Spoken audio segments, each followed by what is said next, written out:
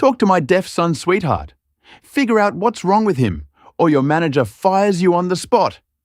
Arthur Harrington mocked, slamming his fist onto the mahogany table. The billionaire smirked, convinced the waitress in the starched apron was just another uneducated servant he could crush to vent his rage. He didn't notice the silent, rhythmic flutter of 8-year-old Leo's hands begging for safe. Nor did he realize that Clara Ara had spent a lifetime learning American Sign Language for her own sister. As she knelt to Leo's eye level, the predator's billion-dollar ego was about to be dismantled by a language he was too arrogant to understand. The Wellington Terrace was the kind of restaurant where the air itself seemed to cost a premium. Located in the affluent heart of Boston, it boasted chandeliers crafted from imported Bohemian crystal, heavy mahogany tables draped in immaculate ivory linen, and a clientele that practically sweated old money and corporate ruthlessness. For Clara Ara Jenkins, a 26-year-old waitress balancing double shifts to pay her way through nursing school, it was simply a battlefield. She knew how to navigate the egos of hedge fund managers, socialites, and real estate tycoons. She knew when to pour the perfectly chilled Chardonnay, when to nod sympathetically at their complaints about the stock market, and when to render herself completely invisible. Clara Ara was exceptional at her job, largely because she possessed a profound well of empathy, a trait heavily cultivated by her upbringing. Clara Ara's younger sister Lily had been born completely deaf. Growing up in a household where money was tight, Clara Ara had stepped up, fiercely dedicating herself to learning American Sign Language ASL, so her sister would never feel isolated from her own family. That deep, ingrained understanding of nonverbal communication gave Clara Ara a unique hyper-awareness of body language. She could spot a disgruntled customer from across the dining room just by the tension in their shoulders. It was a brisk Tuesday afternoon when the heavy brass doors of the Wellington Terrace swung open, ushering in a biting autumn chill, and a man who carried himself as though he owned the very ground he walked on. Arthur Harrington, CEO of Harrington Logistics, was a man whose reputation preceded him. He was a ruthless corporate titan, a billionaire known for aggressive takeovers, a notoriously short temper, and a complete lack of public warmth. He wore a custom-tailored charcoal Italian suit that probably cost more than Clara Ara's annual rent, and a heavy platinum watch gleamed at his wrist. But it wasn't Arthur's imposing presence that caught Clara Ara's eye. It was the small, fragile figure trailing hesitantly behind him. Leo Harrington was 8 years old, though he looked small for his age. He was swallowed up by an expensive but stiff navy blue pica coat. Unlike his father, who practically devoured the room with his arrogant gaze, Leo kept his eyes glued to the polished hardwood floor. The boy's hands were clasped tightly together, his knuckles white, as if he were trying to shrink himself into absolute nothingness. Table for two, the corner booth. Now Arthur barked at the maitre, not bothering to offer a greeting or wait for a confirmation. He bypassed the host stand, entirely striding toward the most secluded, prestigious table in the room, expecting everyone else to scramble to accommodate him. Leo hurried to keep up his small dress shoes, scuffing slightly against the floor. As he bumped into the edge of a chair, Leo's hands flew up in a quick, instinctive flutter. A rapid series of hand shapes that Clara immediately recognized. The boy was signing. It was a self-soothing gesture, a frantic spelling of the word S-A-F-E. S-A-F-E. Clara Ara's heart gave a familiar, painful twinge. She recognized the isolation in the boy's posture. "Clara Ara, you're on table 7, whispered David, the restaurant manager, looking visibly pale as he adjusted his tie. "That's Arthur Harrington. Whatever you do, do not look him in the eye for too long. Do not interrupt him if he's on his phone. Clear his throat. And for the love of God, make sure his sparkling water has exactly 3 cubes of ice. He fired a busboy at the Capitol Grill last week for bringing him tap water." "I've got it, David," Clara Ara said calmly, smoothing down her black apron and picking up a silver tray. As Clara Ara approached the table, she observed the glaring dichotomy between father and son. Arthur had already pulled out his smartphone, his thumbs aggressively tapping at the screen as he scowled. He hadn't so much as glanced at Leo since they sat down. Leo, meanwhile, was staring out the large bay window, his small fingers lightly tapping against the glass. He turned to his father and raised his hands, signing, "Hungry when eat." Arthur didn't look up. Leo tried again, leaning slightly forward across the table, waving a small hand to catch his father's peripheral vision. "Father hungry." "Stop waving your hands around, Leo. People are staring." Arthur snapped his voice, a low, harsh rumble that carried across the quiet dining room. He still didn't look at the boy, merely swatting the air dismissively. "Just sit on your hands if you can't control them. We will order when I am finished with this email." Leo's face crumpled slightly. He immediately pulled his hands back, hiding them beneath his thighs, his shoulders slumping in defeat. Clara felt a hot spike of anger flare in her chest. She stepped up to the table, pasting on her most polite professional smile. "Good afternoon, gentlemen. Welcome to the Wellington Terrace. Can I start you off with something to drink while you look over the menus?"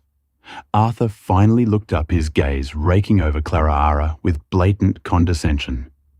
"A bottle of the Pellegrino, 3 ice cubes, and bring him an apple juice. And don't take 20 minutes to do it." "Right away, sir," Clara said. She glanced at Leo and offered him a warm, genuine smile. For a split second, she considered signing a quick hello to the boy, but she hesitated. If Arthur was this hostile about his son, simply communicating, she didn't want to inadvertently make things worse for the child by stepping out of line.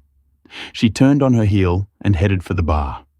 A profound sense of unease settling into her stomach. The gilded cage of Arthur Harrington's wealth was suffocating, and the little boy trapped inside it was completely voiceless. By the time Clara returned with the beverages, the atmosphere at Table 7 had deteriorated from frosty to openly toxic. Arthur was now on a phone call, speaking at a volume that completely disregarded the other wealthy patrons trying to enjoy their lunches. "I don't care what the union reps say, Richard." Arthur practically shouted into his phone, his face flushing a mottled red. "You tell them that if they strike, I will liquidate the entire manufacturing branch and offshore their jobs before the weekend. Do not call me again until it's handled." He slammed the phone face down onto the table, rattling the fine china. Leo flinched violently at the vibration shaking the table. Being deaf, the boy was incredibly sensitive to physical vibrations and sudden movements. The aggressive slamming of the phone terrified him, desperate for reassurance, or perhaps just wanting to escape the overwhelming sensory environment of the bustling, tense restaurant. Leo raised his trembling hands again. "Bathroom, please. Bathroom." Leo signed his facial expression pleading. Arthur let out a loud theatrical sigh of absolute disgust. "For heaven's sake, Leo, what is wrong with you now? We are in public. Act like a normal child." Leo pointed frantically toward the back of the restaurant, then made the ASL sign for toilet a closed fist, with the thumb tucked between the index and middle fingers, shaking slightly. "I do not know what that means," Arthur hissed, leaning across the table and grabbing his son's wrists, forcing them down onto the table. "Stop with the gang signs. Stop embarrassing me. If you want something, try using your words or point to the menu like a civilized human being." Tears welled up in Leo's eyes. He opened his mouth trying to force out a vocalization, but it came out as a strained, guttural sound. It was the sound of a deaf child trying to mimic a language he had never heard. A few heads turned from nearby tables. An elderly woman in a pearl necklace frowned while a pair of businessmen lowered their voices, throwing uncomfortable glances toward the Harrington table. Arthur noticed the attention, and his embarrassment instantly twisted into volcanic rage. Clara arrived at the table at that exact moment, carrying a tray with the sparkling water and the apple juice. She carefully placed the water in front of Arthur, making sure the 3 ice cubes clinked softly against the glass. "Your drink, sir. Are you ready to order, or do you need a few more minutes?" Clara asked, keeping her voice even though her hands were shaking slightly with suppressed fury at how the man was treating his child. Arthur looked at Clara, his eyes narrowed into furious slits. He saw her name tag her simple uniform and decided she was the perfect target for his boiling frustration. "You want to be helpful, waitress? You want to earn your pathetic little tipped wage today?" Clara Ara stood up straight, her professional mask slipping just a fraction. "Excuse me, sir?" "You heard me." Arthur sneered, his voice dripping with venom. He gestured aggressively toward his crying son. "You stand here asking if we need anything pretending to care, so you can squeeze a $20 tip out of my wallet. Well, earn it. My son is broken. He refuses to speak. He just flaps his hands around like a defective bird." Clara Ara gasped, softly horrified. "Sir, he's deaf. He's signing to you." "I know he's deaf." Arthur roared, slamming his fist onto the table, causing Leo to jump again. "But I don't have the time to learn some secret primitive hand jive. I am running a billion-dollar empire. I pay for the best doctors, the best hearing aids, the best speech therapists in the country, and he still pulls this nonsense just to defy me." Arthur leaned back in his chair, a cruel, arrogant smirk spreading across his face as he looked at Clara Ara. He crossed his arms over his expensive suit. The dining room around them had grown uncomfortably quiet, the usual hum of polite conversation dying down as people tuned into the unfolding drama. "So here is my challenge to you, sweetheart." Arthur mocked, his voice echoing loudly in the silent room. "You're here to serve. Talk to my deaf son. Go ahead. Figure out what the hell is wrong with him. Tell him to stop crying and stop being a public nuisance. If you can make him sit still and act normal, I'll leave you a $1,000 tip. If you can't, I will have your manager fire you on the spot for incompetence." Manager David, who was hovering near the host stand, visibly panicked. He took a hesitant step forward, wanting to intervene, but too terrified of the billionaire's wrath to actually do so. Arthur let out a harsh, barking laugh, reveling in what he thought was Clara Ara's absolute powerlessness. "What's the matter? Cat got your tongue? Or are you just as useless as he is?" Leo was openly sobbing now, his head buried in his arms on the table, entirely overwhelmed by the hostile vibrations, his father's angry red face, and the agonizing frustration of being utterly misunderstood by the one person who was supposed to protect him. Clara Ara looked at the arrogant billionaire sitting upon his throne of wealth and cruelty. She looked at the sobbing little boy, isolated in a silent world, begging for a sliver of connection. And then, clear his throat. Clara Ara let her professional mask shatter completely. The silence in the Wellington terrace was absolute. The clinking of silverware had ceased. The soft jazz playing over the ambient speakers seemed to fade into nothingness. Every eye in the establishment was fixed on the corner booth, waiting to see how the young waitress would handle the humiliating, impossible demand from one of the city's most powerful men. Arthur Harrington sat back, a smug, triumphant grin plastered across his face. He expected tears. He expected stuttering apologies. He expected Clara Ara to turn and run to her manager, utterly defeated by the power dynamic. Instead, Clara Ara took a deep, steadying breath. She slowly reached into the pocket of her apron, pulled out her order pad and pen, and dropped them onto the center of the mahogany table with a sharp, resonant clack. Arthur's smug expression faltered for a fraction of a second at her audacity. "What do you think you're doing?" Clara Ara ignored him entirely. She turned her back to the billionaire, a deliberate, profound sign of disrespect in Arthur's world, and took a step toward Leo. She knelt down on the polished hardwood floor, bringing herself exactly to the boy's eye level, ruining the knees of her pristine black slacks. She reached out and gently tapped the table right next to Leo's arm to send a soft, non-threatening vibration. Leo slowly lifted his tear-streaked face from his arms. His eyes were red and swollen, filled with confusion and clear throat fear as he looked at the waitress kneeling beside him. Clara Ara offered him a soft, incredibly warm smile. Then she raised her hands. Her movements were fluid, graceful, and remarkably fast. The undeniable muscle memory of a native seer. "Hello?" Clara Ara signed, her facial expression open and kind. "My name is Clara Ara. You are safe here. Please do not cry. I can understand you." Leo's eyes widened to the size of saucers. The shock on his small face was so profound, it was heartbreaking. For a moment, he just stared at her hands, as if he couldn't believe they were real. He looked around the restaurant, then back to Clara Ara, blinking rapidly. Slowly, hesitantly, Leo raised his own hands. "You know sign?" he asked, his movement small and timid. "Yes," Clara Ara replied seamlessly. "My little sister is deaf just like you. I learned it for her." A massive, radiant smile broke through the tears on Leo's face. It was like watching the sun burst through a dense, dark cloud. The boy's entire posture transformed. The fear vanished, replaced by an overwhelming, desperate eagerness to finally be heard. "I need bathroom," Leo signed rapidly, pointing toward the back. But he got mad. He always gets mad. He doesn't look at my hands. "I know, honey. It's okay. I will show you where the bathroom is in a minute." Clara Ara signed back her heart breaking for the child. "Is there anything else you want to tell me?" Arthur, who had been sitting in stunned, paralyzed silence, finally found his voice. His face was entirely drained of color, his jaw practically hanging open. What are you doing? Are you actually?" Clara Ara did not look at him. She kept her eyes entirely focused on Leo, giving the boy her undivided attention and respect. Leo looked at his father, then looked back at Clara Ara. His hands began to move again, clear his throat. But this time, the signs weren't frantic requests for basic needs.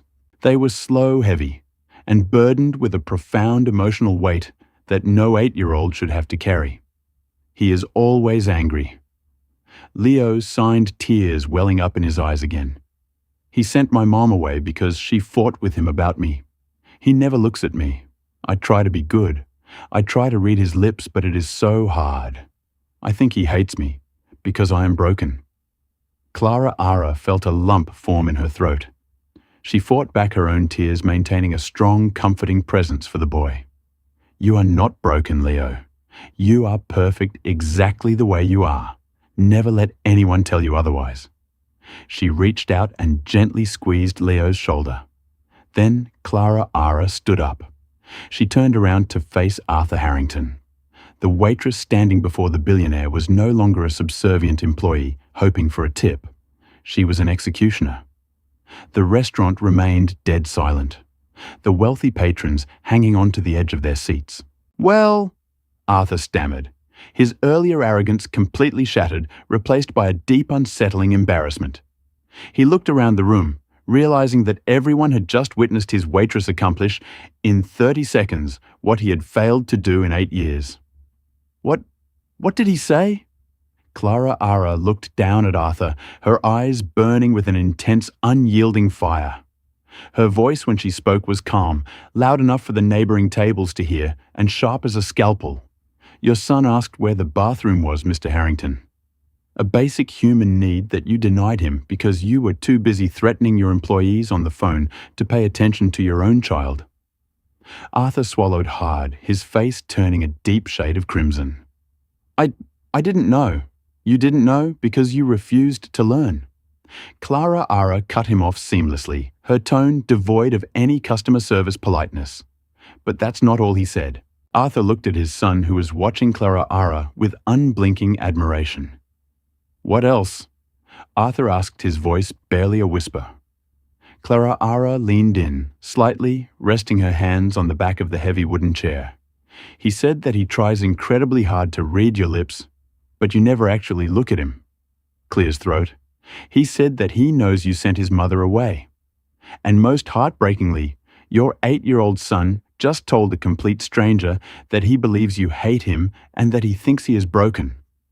A collective gasp echoed through the dining room. Mrs. Gable, the elderly regular at table 9, pressed a napkin to her mouth in horror. Arthur physically recoiled, as if Clara Ara had struck him across the face. The billionaire's eyes darted frantically around the room, finding no sympathy, only disgusted glares from his wealthy peers. He looked down at his own hands, his vast empire suddenly feeling entirely worthless. "I don't need your $1,000 tip, mister," Harrington, Clara Ara said coldly, picking up her notepad and pen. "You," Clear's throat, "can keep your money. What you need to do is spend it on a sign language tutor for yourself. Now, I am going to escort your son to the restroom. When we return, I suggest you look him in the eyes and start acting like a father before you lose him completely." Without waiting for his permission, Clara Ara turned, offered her hand to Leo, and walked the smiling, relieved boy toward the back of the restaurant, leaving the mighty Arthur Harrington sitting alone, completely and utterly silenced by the devastating truth. The walk back from the restrooms felt like a quiet victory march to Clara Ara, but she knew the war was far from over. Little Leo's hand was tucked securely in hers, his small fingers gripping her palm with a desperate, trusting strength.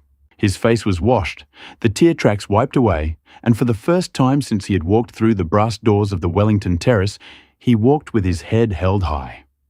Back in the main dining room, the atmosphere was suffocating.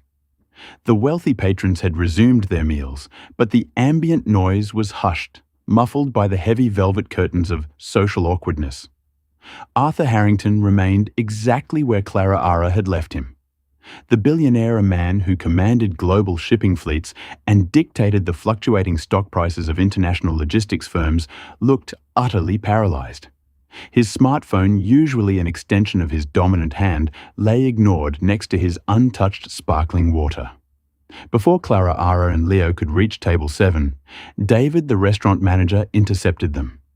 His face was a mask of sheer panic, glistening with a cold sweat. He stepped squarely into Clara Ara's path, his voice a frantic hissing whisper. "Clara, what on earth have you done?" David stammered, his eyes darting toward the corner booth. "You humiliated Arthur Harrington in front of half the board of the Boston Commerce Guild. Are you out of your mind? Hand the boy over and go to the back office. You are suspended. I'll be lucky if he doesn't buy this restaurant just to bulldoze it with me inside." Clara Ara's posture stiffened. She instinctively stepped slightly in front of Leo, shielding him from David's frantic, aggressive energy. David, the man, was abusing his child in public. I simply translated what the boy was trying to say. "I don't care if you cured the common cold," David hissed, adjusting his tie with trembling hands. "You insulted a VIP. Get to the back now." David bypassed Clara Ara and plastered on a sickeningly sweet, deeply apologetic smile as he approached Arthur's table. "Mr. Harrington, I cannot express how profoundly sorry I am for the unacceptable behavior of my staff. Clara Ara is a junior server, and she has completely overstepped her boundaries. She will be terminated immediately. Please allow me to comp your entire meal, and I will personally wait on you for the remainder of your—" "Shut up, David." Arthur interrupted. His voice was not the booming, aggressive roar from earlier. It was dangerously quiet, a low, growly rasp that immediately sucked the remaining air out of the manager's lungs. David froze, his apologetic smile twitching. "Sir?" Arthur finally looked up. His grey eyes, usually sharp and calculating, were bloodshot and haunted. He didn't look at the manager. His gaze was fixed entirely on Clara Ara, and then slowly it shifted to his son. "I said, shut your mouth and walk away," Arthur commanded softly. "If you fire that young woman, I will not only ensure you never work in hospitality again, but I will make it my personal mission to ruin the financial backing of this establishment. Do we understand each other?" David turned entirely pale. He swallowed audibly, nodded once, and scurried away toward the kitchen doors like a frightened mouse. Clara Ara gently guided Leo back into the plush leather booth. The boy immediately looked to Clara Ara for reassurance. She signed a quick, subtle motion.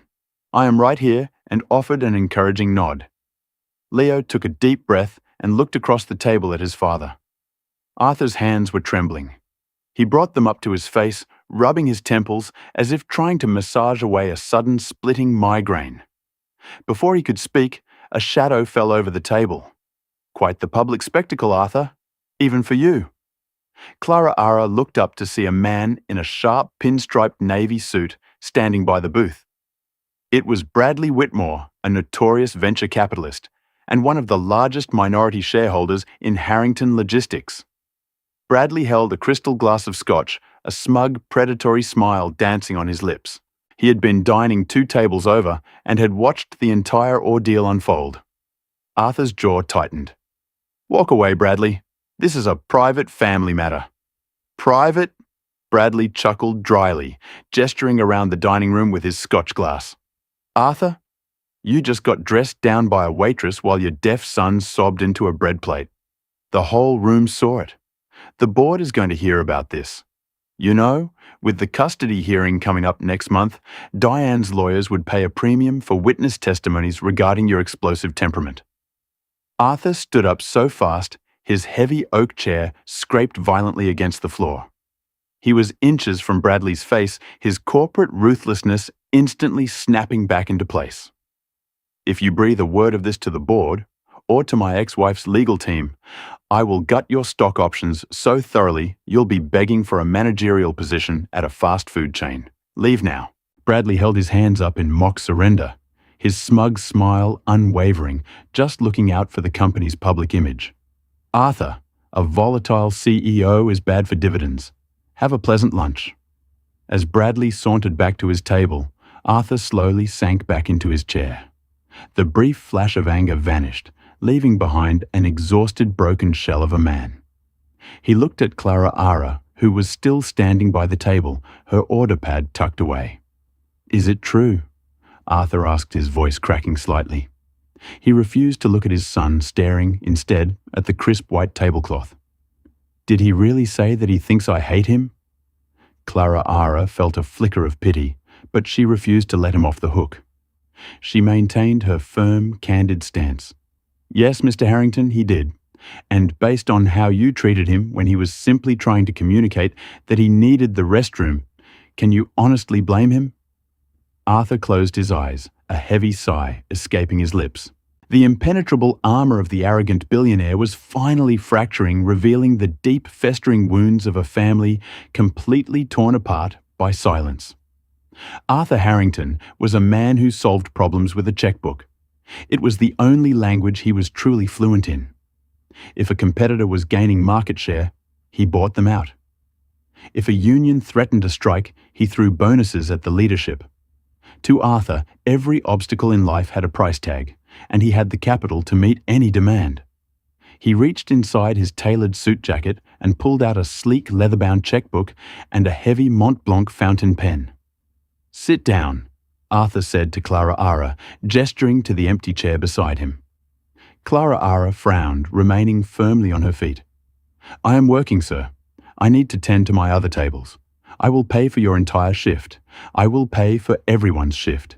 Just sit," Arthur insisted, his tone pleading, rather than commanding.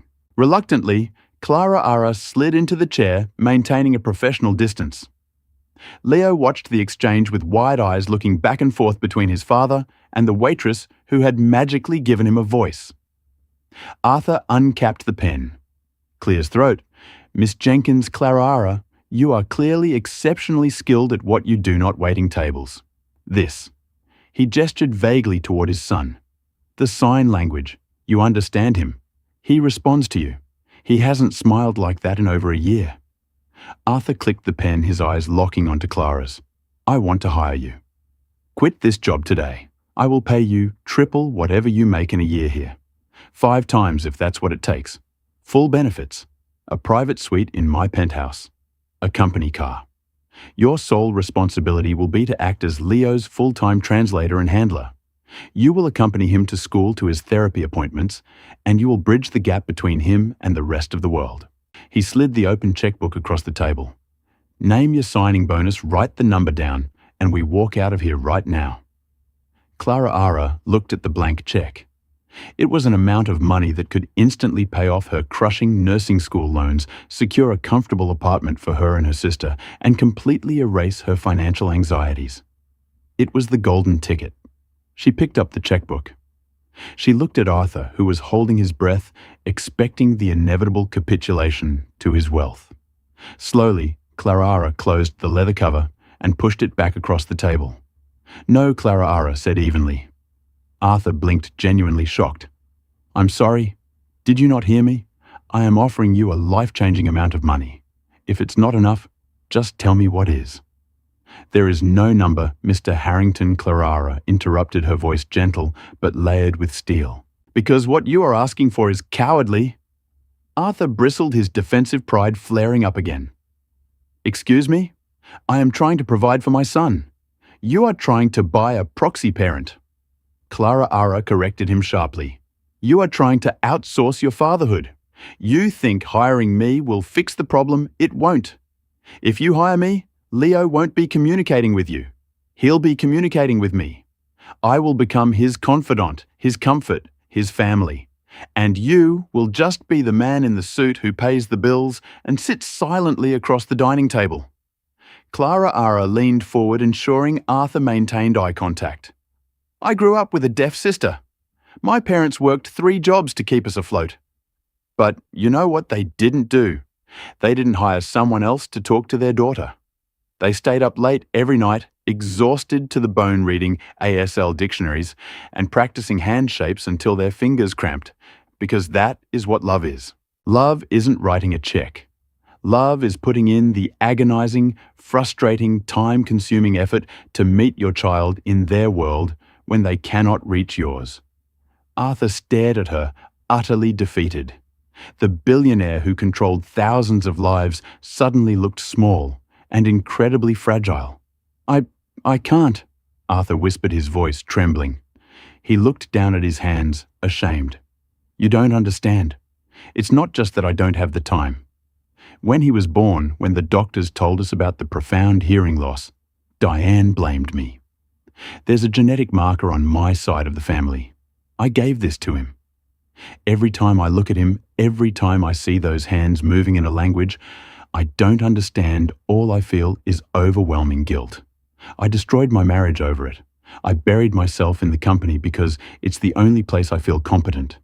If I try to learn, if I try to sign to him, and I fail, I will lose the last piece of my family. Clara Ara's expression softened.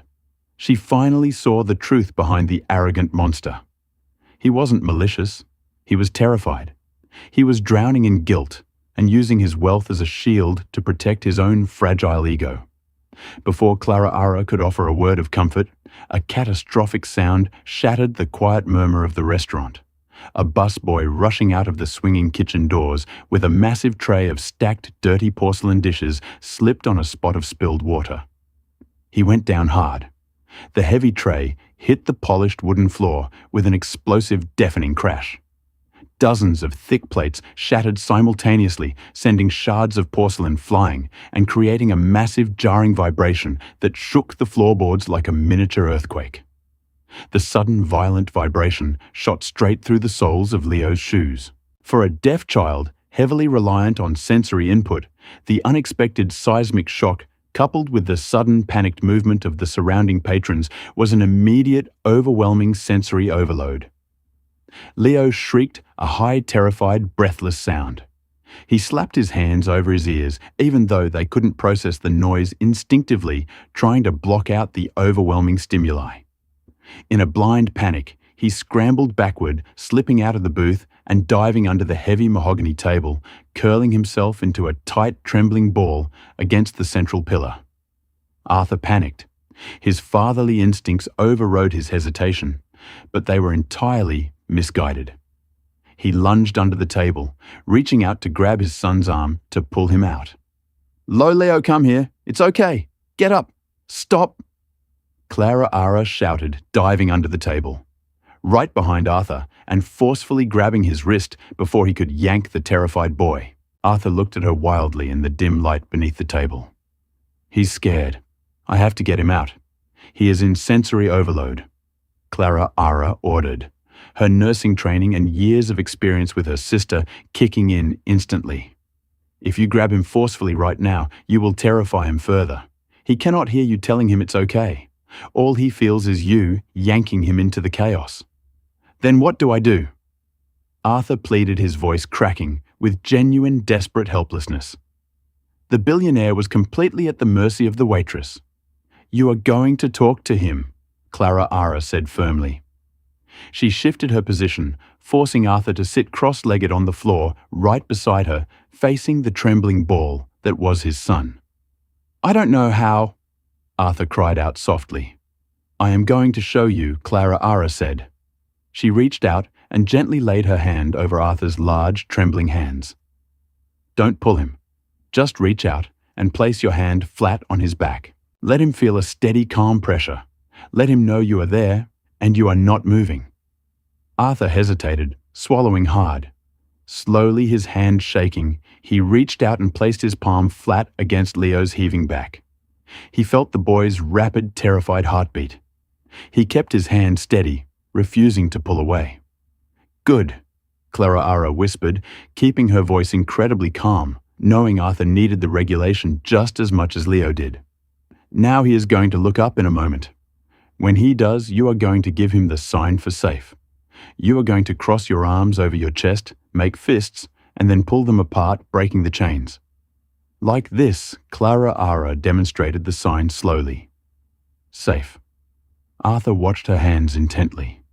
He raised his own hands, his expensive suit jacket pulling tight at the shoulders. He crossed his wrists over his chest, his large hands forming awkward, stiff fists. Underneath the table, Leo slowly uncurled his head from his knees. He looked up through his tears, expecting to see his father's red, angry face yelling words he couldn't hear. Instead, he saw his father sitting on the dirty restaurant floor, ruining his custom Italian suit. Arthur looked his son directly in the eyes. His hands were shaking, and the motion was entirely clumsy, but he pulled his fists apart, completing the motion. Safe. Leo gasped softly. He stared at his father's hands, then up to his father's eyes. Arthur wasn't looking away. He wasn't looking at his phone. He was looking directly into the soul of his child. Arthur, tears now openly streaming down his own face, repeated the motion, his hands becoming slightly steadier, safe. With a heartbreaking sob, Leo threw himself forward, crashing into his father's chest. He buried his face in Arthur's expensive suit, wrapping his small arms tightly around his neck. Arthur caught him wrapping his arms fiercely around his son, burying his face in Leo's hair, and holding him as if he would never let him go. Clara Ara sat back under the table, watching the arrogant billionaire completely dissolve into a weeping, grateful father. She smiled softly, knowing that in the quiet sanctuary beneath a restaurant table, the longest silence had finally been broken. The absolute chaos in the dining room above them felt a million miles away. Beneath the heavy mahogany table of the Wellington Terrace, Arthur Harrington held his son tightly, his expensive charcoal Italian suit pressing against the dusty hardwood floor. The scent of spilled, sparkling water and crushed porcelain drifted through the air. But Arthur didn't care. For the first time in 8 years, he wasn't thinking about the fluctuating stock prices of Harrington Logistics or the aggressive acquisition of competing shipping lines. He was entirely focused on the small, trembling weight of his son against his chest. Slowly, the terrified gasps subsiding, Leo pulled back just enough to look at his father's face. The boy's eyes were wide, searching Arthur's expression for the familiar storm clouds of rage and embarrassment. Instead, he found only a profound, weeping tenderness. Arthur's hands, clumsy and heavy, rose again. He, clears throat, repeated the motion Clara Ara had taught him, pulling his imaginary chains apart. Safe. Leo's lower lip quivered. He reached out with his own small, delicate hands and mirrored the gesture back to his father, adding a soft, desperate nod. Safe. "Mr. Harrington," a terrified voice squeaked from the edge of the table. Arthur snapped his head around to see David, the restaurant manager, practically crawling on his knees, his face ashen. Behind him, the young busboy, who had dropped the tray, was weeping, openly terrified that he had just ruined the life of a billionaire and lost his job in the same breath. "Sir, I am so deeply sorry. The medical team is on standby. I can have the restaurant cleared immediately." Arthur held up a single hand, silencing the manager instantly. He didn't yell. He didn't threaten. He gently guided Leo out from under the table, brushing the dust from the boy's navy peacecoat before dusting off his own ruined trousers. He looked at the weeping busboy, whose hands were covered in soapy dishwater and shaking violently. Arthur reached into his jacket, pulled out his money clip, and peeled off a stack of $100 bills, easily $1,000. He stepped forward and pressed the money into the shocked busboy. Apron pocket. "Accidents happen, son," Arthur said softly, his voice raspy from his own tears. "Go home. Take a breath." He turned to the manager, who looked as though he was witnessing a hallucination. Clear his throat. David, if you fire that boy, or if you reprimand Clara Ara in any way, I will make sure this establishment is shuttered by Friday. Do I make myself clear? Crystal, Mr. Harrington. Absolutely crystal. David squeaked, backing away rapidly. Arthur then turned his attention back to Clara Ara. She had stood up, brushing off her black slacks, her face a mask of calm professionalism, though her eyes betrayed a deep, empathetic warmth. She had just watched a titan of industry break down and rebuild himself in the span of 10 minutes. Clara Ara. Arthur said, his tone entirely stripped of its former arrogance. It was the voice of a drowning man who had just been thrown a life preserver. I understand why you rejected my offer. You were right. Buying a proxy parent is an act of absolute cowardice, and I have been a coward since the day Leah was diagnosed at Boston Children's Hospital. He took a step closer, ensuring he was not crowding her. His hands clasped respectfully in front of him. I am not asking you to be his translator. I am not asking you to raise my son. I am asking you to teach me. Teach me how to be his father. Teach me the language. I need to know how to speak to him before. Arthur's voice cracked, and he swallowed hard, glancing at Leo, who was watching them intently. Arthur lowered his voice to a hushed, desperate whisper. Before I lose him, my ex-wife Diane has retained Ropes and Gray. She filed for full custody last week. The hearing is in 21 days. Her lawyers are building a case on emotional neglect. They are going to argue that I cannot provide a safe, nurturing environment because I cannot even communicate with him. Clears throat. And until 10 minutes ago, they were entirely right. Clara Ara's heart sank. She knew the reputation of that law firm. They were ruthless, highly paid sharks who dismantled families for sport. If Arthur couldn't prove a genuine communicative bond with Leo, Diane would take the boy across the country to California, and Arthur would become nothing more than a quarterly alimony check. Clara Ara looked at Leo. The boy was lightly tapping his fingers against his leg, completely unaware of the legal war raging over his future. 21 days is not enough time to become fluent in American Sign Language, Mr. Harrington. Clara Ara said honestly, her nursing student pragmatism shining through. It is a complex language with its own distinct grammar syntax and cultural nuances. It's not just hand gestures. I don't need to be fluent in 21 days. Arthur pleaded, his grey eyes locking onto hers with an intense, burning determination. I just need to be enough. I need him to know that I am trying. I need the judge to see that I am fighting for him. Name your hourly rate. I will work around your nursing school schedule. I will come to a public library, your apartment, wherever you feel comfortable. Just please don't let me lose my boy. Clara Ara looked at the billionaire. The arrogance was gone, burned away by the terrifying reality of losing his child. She saw a man ready to put his ego through a meat grinder for a second chance. $50 an hour, Clara Ara said firmly. We meet at your penthouse so Leo is comfortable in his own environment. We start tomorrow at 6 a.m. sharp. If you are late, or if you answer a single business call during our sessions, I walk. Do we have a deal? Arthur didn't hesitate. Deal. The Harrington penthouse, perched atop the glass and steel monolith of the Sovereign Tower, was less of a home and more of a museum dedicated to sterile wealth. It featured vated ceilings, panoramic views of the Boston skyline, and minimalist cold furniture that looked entirely unlivable. At 5:55 a.m. on Wednesday, Clara Ara stepped out of the private elevator. She wore a simple sweater and jeans, carrying a heavy canvas tote bag overflowing with textbooks. She was greeted by Arthur, who looked as though he hadn't slept a wink. He was wearing grey sweatpants and a plain white t-shirt, a jarring contrast to the bespoke Italian armour he usually wore. Coffee is in the kitchen, Arthur said quietly, stepping aside to let her in. Lo is still asleep.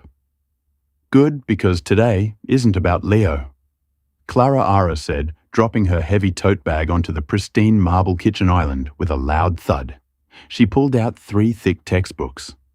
Arthur recognized one of them from a desperate late-night Google search, a linguistic breakdown of ASL published by Gallaudet University Press, relying heavily on the pioneering work of Dr.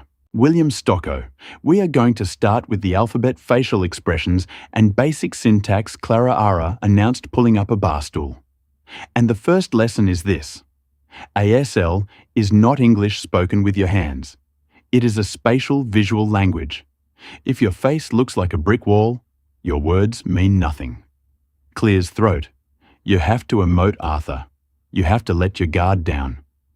Over the next 2 weeks, the penthouse transformed from a sterile corporate suite into a grueling emotional boot camp. Arthur Harrington, a man with 2 Ivy League degrees and a mind built for complex logistical algorithms, found himself utterly humbled. His large hands, accustomed to signing multi-million-dollar contracts, felt like clumsy, heavy blocks of lead when he tried to form the delicate, precise shapes of the ASL alphabet. "No, Arthur, that's a T, not an F." Clara Ara corrected him for the dozenth time on their 3rd day, gently tapping his wrist. "Your thumb needs to be outside your index finger, not tucked under it. If you sign T when you mean F, you're going to confuse him completely." Arthur groaned, burying his face in his hands. "It's impossible. My fingers don't bend that way." "They will," Clara Ara said relentlessly. Again, the real challenge, however, wasn't the physical dexterity. It was the emotional vulnerability. As a CEO, Arthur had spent his entire adult life cultivating an impenetrable stoic facade. In ASL, a raised eyebrow, a tilt of the head, or a softening of the eyes completely changed the grammatical structure and meaning of a sentence. You're signing, "I am happy to see you," but you look like you're ordering a hostile takeover. Clara Ara pointed out during week 2, holding up a small mirror so Arthur could see his own grim expression. "Look at your face. Leo relies on your facial cues to understand your tone. If you sign happy with a scowl, he's going to think he's in trouble." Slowly, painfully, the ice began to crack. Arthur practiced in front of the mirror for hours after Clara Ara left for her nursing classes. He practiced until his hands cramped and his eyes burned. He canned 3 major board meetings, delegating absolute authority to his COO, causing a minor panic on Wall Street. But the true breakthrough happened on day 16. It was a stormy Tuesday evening. Lightning flashed fiercely across the Boston sky, rattling the massive floor-to-ceiling windows of the penthouse. Leo, terrified by the shifting shadows and the deep vibrating rumbles of thunder that he could feel in the floorboards, woke up in a blind panic. Clara Ara and Arthur were at the kitchen island reviewing vocabulary flashcards. Hearing a muffled cry, Arthur practically leaped over the counter, sprinting down the hallway toward his son's bedroom. Clara Ara followed close behind. Arthur threw the bedroom door open. Leo was huddled in the corner of his bed. The heavy duvet pulled up to his chin, his eyes wide with absolute terror as another flash of lightning illuminated the room. Arthur's first instinct, the instinct he had relied on for 8 years, was to bark an order, to tell the boy to go back to sleep, to act normal. He opened his mouth, the harsh words forming on his tongue, but he caught Clara Ara's eye in the doorway. She didn't say a word. She just gave him a single subtle nod. "Use your hands." Arthur took a deep breath. He walked slowly toward the bed, sinking to his knees, so he was at eye level with his terrified son. He didn't reach out to grab him. He waited until Leo looked at him. Arthur's hands trembled, but his face was incredibly soft, filled with a desperate, overflowing love. "I am here." Arthur signed his movement slow and deliberate. "You are safe. The storm is outside. It cannot hurt you. I love you." It was the first full, completely independent sentence Arthur had ever signed to his son. Leo stopped trembling. The boy slowly lowered the duvet, his eyes scanning his father's hands, and then crucially scanning his father's face. He saw the raised eyebrows of reassurance, the soft, warm smile, the undeniable truth in his father's eyes. Leo threw the covers off, scrambled to the edge of the bed, and wrapped his arms around Arthur's neck. "Love you, Dad." Leo signed against Arthur's shoulder, his small fingers pressing the signs into his father's back. Arthur closed his eyes, tears spilling over his lashes, burying his face in his son's hair.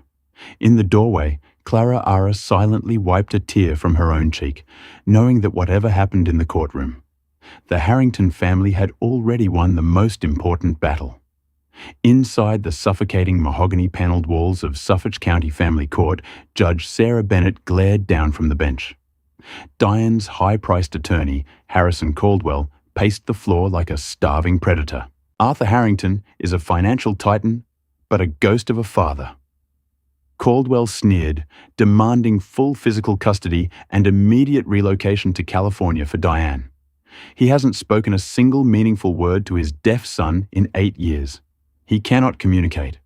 He views the boy's condition as nothing more than a corporate liability. Arthur sat completely still, holding little Leo's hand. He didn't look at his ex-wife or her smug lawyer. Instead, he requested to address the court, stood up, and turned entirely away from the judge, dropping to one knee directly in front of his son. "Objection! This is a theatrical stunt," Caldwell shouted, his face turning red. "Overruled! Let him speak," Judge Bennett commanded, leaning forward. Arthur took a shaky breath. He raised his hands, his movements no longer the clumsy, hesitant gestures from 3 weeks prior. They were fluid, deliberate, and fiercely expressive. "Leo," Arthur signed, tears pooling in his sharp grey eyes. "I was blind. I was scared. I thought money was enough, and I forgot you just needed your dad. I am so sorry. You are not broken. You are my world." The courtroom fell dead silent. Diane dropped her lace handkerchief in absolute shock. Caldwell's jaw went slack, his entire legal strategy instantly vaporizing. Leo didn't hesitate. He stood up on his chair, his small hands flying eagerly. "I love you too, Dad. Please don't let me go away." Judge Bennett's strict facade cracked into a rare, genuine smile. She banged her gavel with decisive force. Petition for relocation denied. Joint custody remains with primary physical residency to the father. Court is adjourned. As the room erupted into shocked whispers, Arthur lifted Leo into a crushing embrace. He looked over his son's shoulder to meet Clara Ara's tearful gaze in the gallery. He didn't offer the waitress a check. He simply mouthed 2 deeply genuine words. "Thank you." The story of Arthur and Leo proves that true wealth isn't measured by the size of a bank account, but by the willingness to humble oneself for the people we love. Clara Ara's profound courage to stand up to arrogance didn't just silence a billionaire, it gave a voiceless child his father back. Communication is the bridge to empathy. And sometimes the most powerful words are the ones we never speak aloud. If you were moved by Arthur's transformation and Clara Ara's fierce dedication to little Leo, please like this video to support stories of redemption. Hit that share button to spread the message that it's never too late to learn how to love better. And don't forget to subscribe to our channel for more emotional, twist-filled real-life drama stories that will touch your heart. Leave a comment below. What would you have done if you were in Clara Ara's